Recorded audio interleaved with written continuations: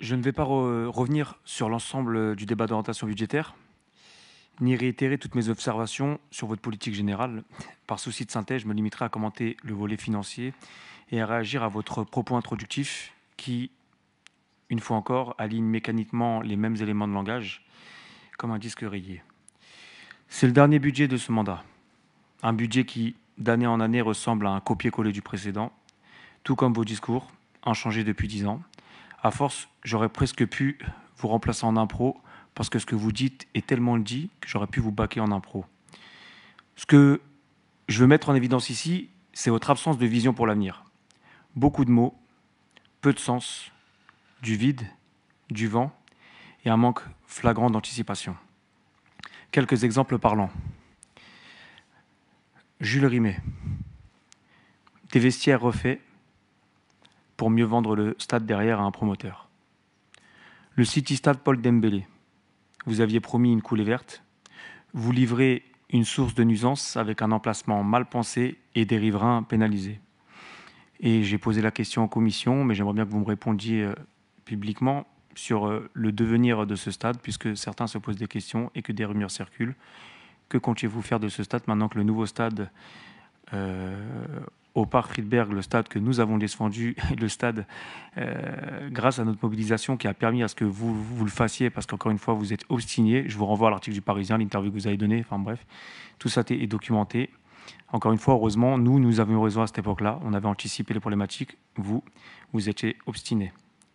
Le centre-ville, un état délabré, des pavés non accessibles aux personnes à mobilité réduite, alors que partout ailleurs, on fait marche arrière. À Villiers-sur-Marne, on a décidé de le faire comme ça. Piétonisation partielle, ni faite ni à faire. C'est un non-choix. Vous laissez faire. La Villa Milchaud, tour à tour, centre de loisirs, maison des artistes, maison de la haute couture. Et demain, encore autre chose? Où est la cohérence? Où est le cap? Marne Europe, votre projet phare depuis 10 ans. On nous promettait un quartier d'affaires rivalisant avec la Défense, un palais des congrès, un architecte japonais, une manne fiscale. En réalité, ce sont des maquettes colorées et des sourires photoshopés, mais rien de concret. Le rêve vendu n'a pas résisté au mur de la réalité. Sur le plan budgétaire, la dette est le lourd fardeau que la ville traîne depuis 20 ans. Et c'est le fruit de votre gestion, hasardeuse, marquée par des emprunts toxiques et irresponsables. Encore, si ces dettes avaient permis des investissements durables, mais non, vos mauvais choix sont légion. Vous aviez promis aux élections 2020, sur votre plaquette, de réduire la dette à 29,5 millions. Ma question est simple. Pourquoi avoir pris un tel engagement? Deux possibilités. Soit vous étiez sincère, mais alors c'est de l'incompétence. Soit vous ne l'étiez pas et vous avez menti. Dans les deux cas, ce n'est pas rassurant. Alors que le seuil critique est fixé à 12 ans, la capacité de désendettement de la ville est loin d'être dans un seuil acceptable. Ce n'est pas moi qui le dis, c'est la doctrine. On est loin de la gestion d'un bon père de famille. Vous aimiez dire, il y a ceux qui parlent et ceux qui agissent. Et vous insinuez qu'on ne fait rien. Mais nous sommes dans l'opposition. Notre rôle est d'alerter, d'analyser et de proposer. Et sur les terrains, nous agissons concrètement. Vous le savez, et tout le monde le sait. La vérité, c'est qu'il y a ceux qui agissent et ceux qui agissent mal. Sur les autres volets de votre mandat, transition écologique, c'est vos mots. Les Villiérains, eux, ne voient que du béton. La sécurité, ce sont vos mots. Les Villiérains, eux, subissent nuisances sonores, visuelles, et la ville est la plus sollicitée par la police dans toute la circonscription. On ne va pas aussi prendre exemple la rue Louis-Lenoir qui est assez criant. Solidarité, ce sont vos mots.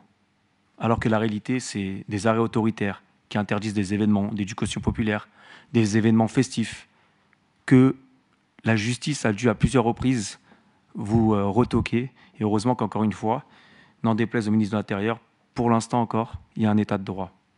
Vous ne condamnez pas le racisme, les actes de racisme.